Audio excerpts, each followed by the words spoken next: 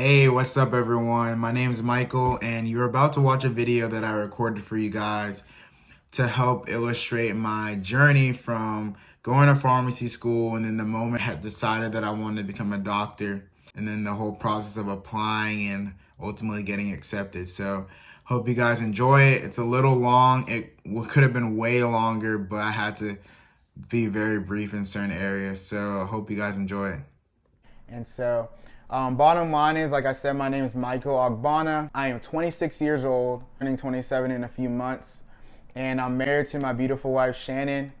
We have a little dog, no kids yet, but who knows, that could come soon. But I was actually born in the state of Maine, believe it or not. And I know what you're thinking, I'm not even gonna address it, but I was born in the state of Maine, and in 2012, I moved to Texas. I was like 16. I moved to Texas, Amarillo, Texas to be exact. And then I finished out my last 2 years of high school there, and I moved to Louisiana into New Orleans to go to college, and that is actually where I live right now. I live in New Orleans. So anyways, I'm gonna share with you my journey because like I said, I am a pharmacist. I've been working as a pharmacist for the past 2 years, and I just applied to medical school and found out that I got in. And so I am starting medical school in July this year, totally leaving my job and going back to school after working for 2 years. And I'm sure you're wondering, why would you do that? You're already a pharmacist. Like, what are you thinking? What is your wife thinking?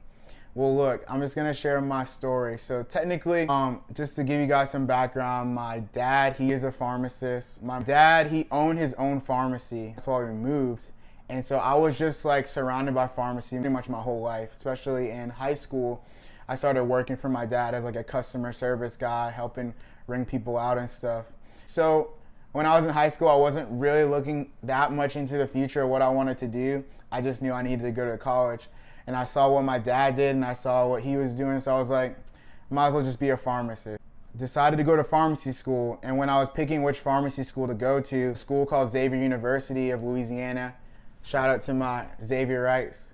At Xavier, they have a 2-4 program, and a lot of pharmacies, there's a few pharmacy schools in the United States that have similar programs where pretty much you get accepted into pharmacy school from high school through like a little contract, and you just have to keep a certain GPA, and then you're like automatically accepted into pharmacy school.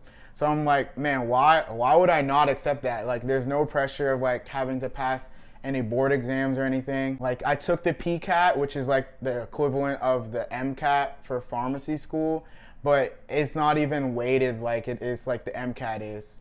I think they honestly got rid of it. But anyway, so I was already in pharmacy school from high school. And plus I was able to do it in 6 years instead of 8. So I was like, why would I not do that? So that explains why I moved from Amarillo, Texas, all the way to New Orleans to go to school. So I did my 2 years of undergrad and got all my prereqs for pharmacy school. Then I started pharmacy school in 2016. Honestly, I did not have any intentions of being a doctor. I was super satisfied with going to pharmacy school. To be honest with you guys, I had a lot of my friends that came into college as like pre-pharmacy chemistry majors that switched to pre-med right before we started pharmacy school. And I remember a lot of them telling me like, bro, you gotta switch, man. And I was just like, nah, I'm good. Like, I'm just gonna do pharmacy. Because I was honestly dead set on doing pharmacy. You know, there's a lot of backstory, but I won't tell you guys the whole story in this video. I'll save it for another video. Anyways, long story short, I went to pharmacy school, was loving it. I loved learning about the drugs, the way the drugs worked in the body. First year is kind of just doing like biochem basic stuff, and then second year, you're doing more like disease state management. So like you're learning how to treat like hypertension, lipidemia, arrhythmias, all those different disease states. The second year is also when you start doing clinical rotations. But it started in class, I noticed like when we were learning about like disease states, like risk factors and stuff, and we were learning about diagnosis and treatment and all that, I remember kind of feeling a little dissatisfied in a way, if I could say it like that, just because I always wanted to know more about how I could treat the patient outside of just like the drugs. Like, I wanted to know what else we could do to help the patient. But like when we were studying, obviously I'm in pharmacy school, we're focusing more on just like the pharmacotherapy. And so sometimes I left class a little dissatisfied or just wanting to know a little more. think really if people talk about your seed that made you want to go to medical school and the moment where you realized you wanted to be a doctor. I feel like mine was when I had my first inpatient clinical rotation and we were part of like a team in the hospital. We were rounding with like the residents, the med students, there was a pharmacist, the attending. It was a big team in the hospital. And I remember like I was so fascinated because that was like my first time being in a hospital, seeing patients in beds and seeing the action of the hospital. And the attending was teaching the med students a lot of different things, like asking them a lot of questions. And I was intently listening because I was very curious to hear what they were talking about. And I remember this one moment where the attending we walked into a patient's room. The attending took out his stethoscope and he was listening to the patient's lung, and he obviously heard something that didn't sound right. So he's like told the med students to come and listen to themselves. And he was asking, can you hear that? Like, what does this mean? What's going on? And I remember just sitting there thinking like, man, I want to listen too. I didn't have the guts to ask, but I remember thinking like, man, I want to hear what it sounds like. And I feel like that was probably the moment where I was like, I feel like I want to be a doctor because I want to be able to diagnose, to know what's going on, to diagnose, and then come up with a plan to be able to treat what's going on. I didn't want to just focus on the medication, which the medication is super important. If doctors didn't have medication and pharmacists, it would be like they wouldn't even have any like ability to really do much. But anyways, I feel like that was a moment where I realized I wanted to be a doctor. And so obviously I was in pharmacy school, right? So I didn't want to just like drop out of pharmacy school. Plus I didn't have an undergrad degree, so I pretty much would have been dropping out with nothing and wouldn't have been able to go to pharmacy or to med school in the future. So I decided that I was going to finish pharmacy school, obviously. And what I did was I looked into a couple schools that I was thinking about going to, because when I first had the desire to go to medical school, I told myself I was gonna go right away. Like I wasn't even gonna take any break. So I started looking into what classes if I needed to take any extra classes before I went to medical school. And so I realized that I had all the prereqs for most medical schools except for Physics 2. So we weren't required to take Physics 2 before pharmacy school. So the summer going into my third year of pharmacy school, I took Physics 2 at a community college back in Texas where I lived. And it was honestly the best decision I ever made, because now looking back, like if I would have had to take that now after being graduated for 2 years, it would have made it a lot harder to apply and everything. So that was like a major decision that I made that like ended up being an amazing decision. And I actually took the MCAT that summer too, the summer going into my P3 year, to see like how good I would do, and I like totally bombed it. So that, honestly, that was discouraging because I was like looking forward to going to medical school right after pharmacy school. But after that, I was like, I can't, I'm gonna have to wait and graduate. I graduated pharmacy school in 2020. Obviously COVID hit and I graduated, but I didn't get to walk. Pretty sad, honestly. But I was thinking like, you know, obviously I have student loans, right? And so I was wondering like, should I even consider going to medical school, or should I just focus on paying off my student debt? And so that was like a battle. I got married to the love of my life, Shannon. That was in 2021. So obviously now it's not just me that I have to consider, it's my wife. And so, you know, obviously all these decisions are going through my head. I have people telling me, oh yeah, dude, once you start working and making money as a pharmacist, you're not gonna want to go back. You're just gonna want to settle and start living life and stuff. Like I noticed when I went to work, I still had this desire to like go to medical school. Like I still had this desire to like want to do more things and to learn. Like I continually wanted to learn more about disease states and stuff. And so I knew that I still had this drive. And so, but I just didn't know the timing of when I would actually do it. And so I guess what I would say was the turning point once I graduated pharmacy school is one of my old pharmacy school professors actually applied to medical school and got into medical school. And I saw that and reached out to him, and we actually went out to dinner and we talked, and he was just telling me about why he did it, and like everything he was saying was exactly what I felt. Like it was exactly what I felt.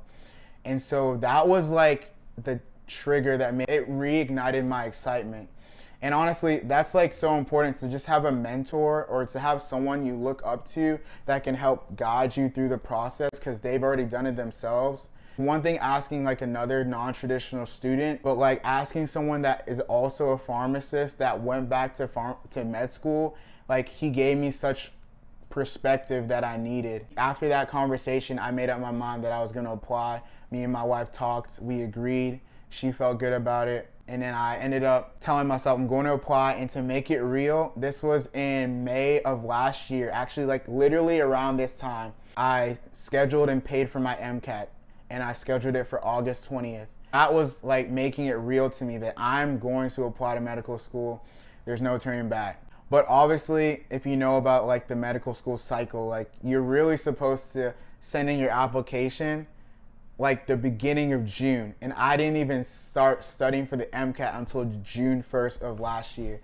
So obviously I was applying very late, but I still just wanted to give it a chance. One thing that my mentor told me was like, don't put so much pressure on yourself. You know, just give yourself a 2-year window. Don't put so much pressure like I gotta get in this year. So I didn't stress out at all during like the application process. I just was like, let me give myself a 2-year window. I'm gonna study for the MCAT. I'm gonna apply, do my best. If I get in, perfect. If I don't, I'm gonna try again next year. So anyways, I took the MCAT in August. I did not as well as I wanted to, but way better than the first time. I'll talk more about that in future videos, but on my MCAT score back, and obviously I was kind of working on my application while I was studying for my MCAT, but once I got my MCAT score back, I like went full out working on my application. And let me remind you, I'm working full time as a pharmacist during all of this. So like that's a whole nother story in and of itself, how I was able to study for the MCAT, do my application, and apply to medical school all while working full time.